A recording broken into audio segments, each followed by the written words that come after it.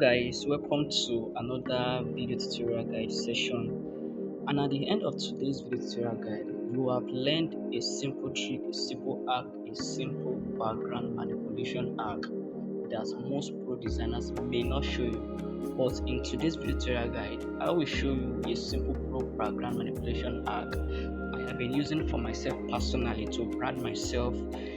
Few persons has even reached out to me recently on how I was able to to consistently brand my YouTube content.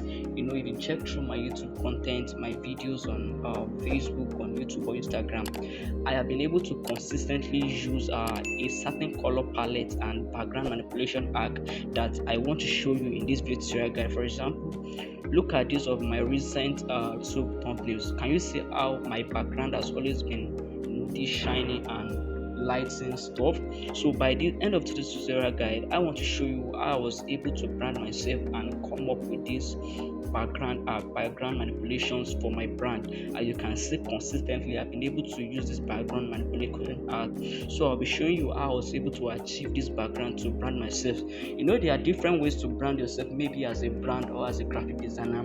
It can be through the use of color, it can be through the use of certain font or typeface, it can be through the use of certain layout and stuff like that. But me personally, I have chosen to go with it to brand myself with the use of color. So I have consistently used this same color palette in most of my contents on social media. If you go through my YouTube channel now, you see most of my thumbnails are always with this yellow stuff, background shiny stuff. So today I will be showing you how I was able to get these results using pixel lab. So now, without further ado, let's get right into how to make this simple and pro background manipulation hack. So let's go back to pixel lab right over here now, and let's begin this process now. So to do this, let me bring in one of my previous works just to so we can follow through the process. So let me bring in one of the background I do work with now, so we can just work with it and it will make this video faster.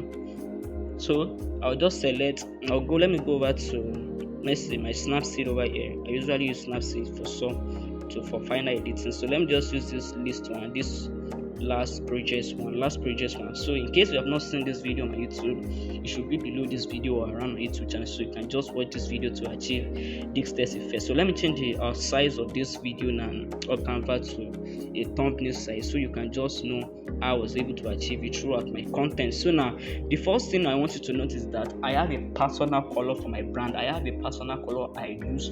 I have a color code that I use for myself, but I'll be using this color code for this video tutorial guide. But for you, it may be different, but you can easily follow this through this process. You can follow through this process I'll be showing you to get your own. And for my own personal color brand, let me just show you the personal color brand over here. If I want to use the color, I'll go over to color, click on this plus and go over to this pencil icon, and I'll paste my personal color brand color to it. I already have it on my pin post, so this is it over here, and I think this is it over here. Let me see. Okay, so this is my personal color I use for my brand consistently. So this is what I've always been using. Can you see it over here? So I just leave it at this now. That's the color code I use. So this is what I use for all of my so let me go back again. So this is the color over here. So this is the color I consistently use, though I just used to add extra editing to this thing. So this is the color of my brand color, personal color now. And the next thing now, to get this, can you see this list shining like this light stuff, very shiny light stuff? I have it right over here now. So I'll bring it from gallery that I do use for it also. So I bring it from my gallery. I think I have it at background resources. So let me just go through and let me just search for it. So I just have to search for it. I don't know where it is. Okay, this is it over here. So I'll just recrop to like this, and we have something like this. So when we have something like this, so this is it over here now. So let me just include, let me reduce this. So I have it over here. So the next thing I do to this now is to remove one color from this, and to remove one color, I just go over to erase color right over here now, and I'll pick a color. I usually remove this old one color. So I will leave this stuff in the description, all these resources in the description of this video, so you can just check them out and you can also walk around with them. So I'll just increase the size like this. And one thing I do also is that I always change the color of this thing like this. So I'll change the color and I go select like a color that is around this region on this color wheel on pixel lab. So I go to this color region, I go for this light yellow stuff on this color region. That is the color I use for that for this that shiny effect stuff. So I just select a region from this place.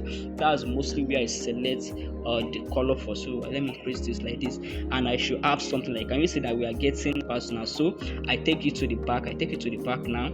So I'll take it to the back like this, to the back like this. And when we have this over here, don't mind the blurriness on this photo. When we are done with editing, you will see that it's not going to show like this. So when we get this now, I also add this this blending stuff. Like it looks like this is smooth than the other rest. And to get that smooth effect, now what I do is that I go over to this sticker stuff. So when you click on this sticker stuff on Pixel Lab, if you click on this, okay, it's relief, So for you to get this blur or sticker stuff on sticker, just go over to sticker and don't click on this plus button. If you click on that plus button, it's relief. So go over to this your what do they call it? Is it buffer or something? So just go over here and try to increase the size. When you increase the size like this, you have your picture like this. You have it like this. So you have this blur stuff like this. So I just increase the size. Let me say I just increase it like this, and I copy. When I copy like this, I just copy as many things I want, and I match them. I match all this stuff I have copied. So I match them like this, and then when I match them, so I just match them like this, and we have to change the color again. So match them like this, and when I done matching, I'll show you the next process now. So when we are done matching like this now, so I have something that we can use on now. And remember, the color we use for this thing is the color we selected earlier, we used earlier. So I'll change the entire color to this color like this. Can you see that we are getting something like this? Can you see we are blending this thing like this? So I'm not done with this, so I can still copy this thing again. I may still copy it and just place it, and I will merge it again right from here. So I'll merge these two again till I get my desired result on whatever I want to work with. So let me click on this merge again. So when I merge like this now, can you see that it's going to even like give it a more look? So I can place it to the back. I just place it to the back like this. No, sorry, this one to the back like this. So let me see where it is. So take this to the front. No, sorry, take this to the back also. To the back like this. And so for this, let me just cover this now. So is something wrong with this? Okay, sorry, like this now. So when I have this right over here now, so the next thing I usually do is to just reduce the opacity of this stuff right over here. I reduce the opacity, and to do that, go over to opacity, and I just try to reduce and come to something that will just work well with whatever I'm working with. So let me undo this. Let me lock this stuff over here now. So when I lock it, so we should have something like this. So I just this is how I just usually come up with this stuff, and I was able to blend and have a consistent color palette for myself. So let me just see this now. So I just walk around this. So sometimes I do place this blur stuff on this right corner, and I will just walk around. So I don't really say I have a this thing, but I just work with my creativity, and just like you can also work your creativity, and you can have something even more greater than this. So you can just let me see what else we can do to this. So what else can we do to this? So I just increase. So now can you see what we got over here? So this is how I was able to create this shiny glittering stuff and using Pixel Lab. So let's just see the after effect. Let's see this first one. So this is how I was able to do something like this. So can you see that we've gotten the same background with this stuff? So this is how I was able to create this background manipulation arcs to position myself as a brand. So you can do, when you are done, you can save. Now let me show you another another tool I use just to enhance this. So when I'm done with this editing stuff, I just saved to my gallery, and when I save to my gallery, let me just choose this ultra. When I save to my gallery, I'll show you another tool I use just to enhance whenever I'm done designing for myself. So when I'm done saving, I'll show you another tool.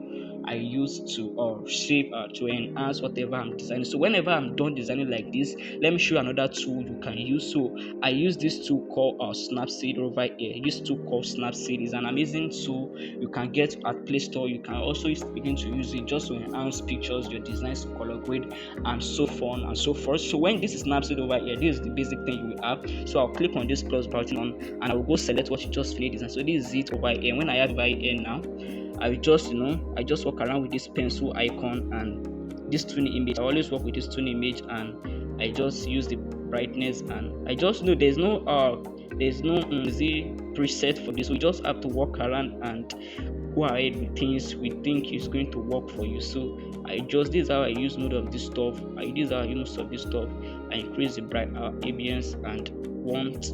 I use this also. I use this one also. So this is everything I want to show you. So you can also use this sharpness, these details and structures like this. So you can use it like this. So this is how I edit and come up with my simple background arc for my brand and for myself. So you can follow this simple process also to create your own brand playlist or brand background or anything that you can use consistently for yourself. So this is the end of this video. So please make sure you just give this video a like, and make sure you share this video to others. Let them also benefit on how to position themselves as a brand. And if you've not subscribed, please make sure you subscribe to this channel. Thank you for watching this video. See you at the next video.